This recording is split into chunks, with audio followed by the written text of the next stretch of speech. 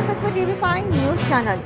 కాంగ్రెస్ పార్టీకి ఈ లోక్సభ ఎన్నికల్లో సంపూర్ణ మద్దతు తెలుపుతూ కాంగ్రెస్ పార్టీ ఎంపీ అభ్యర్థులను అందరినీ భారీ మెజారిటీతో గెలిపించాలని కోరుతూ కంటోన్మెంట్లో జరగబోతున్న ఉప ఎన్నికల్లో కూడా కాంగ్రెస్ అభ్యర్థి అయినటువంటి శ్రీ గణేష్ని కూడా భారీ మెజారిటీతో గెలిపించాలని సంపూర్ణ మద్దతు TMRTS వ్యవస్థాపక అధ్యక్షులు ఇటుక రాజు మాదిగ గారు, TMHD వ్యవస్థాపక అధ్యక్షులు జన్ను కనకరాజు మాదిగ గారు, SC 57 ఉపకులాల అధ్యక్షులు చింతల రాజలింగం గారు తెలపడం జరిగింది.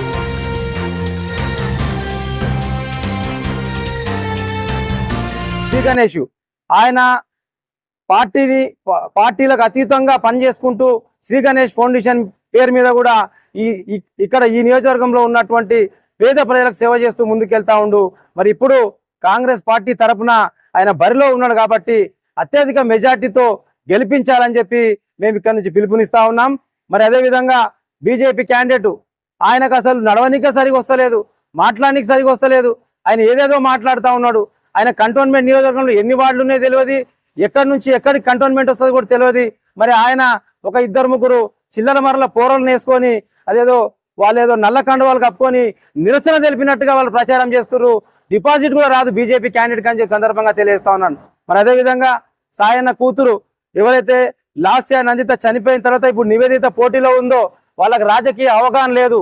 వాళ్ళ నాయన వెనక తిరిగే వాళ్ళు సెంటిమెంట్ అనేది ఒకసారి ఉంటుంది, 2 సార్లు ఉంటుంది. ప్రతిసారి సెంటిమెంట్ అంటే ఇక్కడ ఉన్నటువంటి ప్రజలకు సేవ చేయాలంటే అధికారంలో ఉన్న పార్టీకే ఓట్లు వేయాలని చెప్పి మరి సాయన్న కూతురు ఎవరైతే ఇప్పుడు తిరుగుతుర్రో వాళ్ళంతా కూడా రెడ్ల సామాజిక వర్గానికి సంబంధించిన వాళ్ళు వెంబడి తిరుగుతా ఉర్రు. మరి సాయన్న ఉన్నప్పుడు ఆయన చేసినటువంటి పరిపాలన, ఆయన ఉన్నప్పుడు చేసినటువంటి అభివృద్ధి మనం కొంత చూసినాం. ఇప్పటి వరకు కూడా డెవలప్మెంట్ ఏం కాలే కాబట్టే మార్పు రావాలని కోరుకుంటా ఉన్నారు.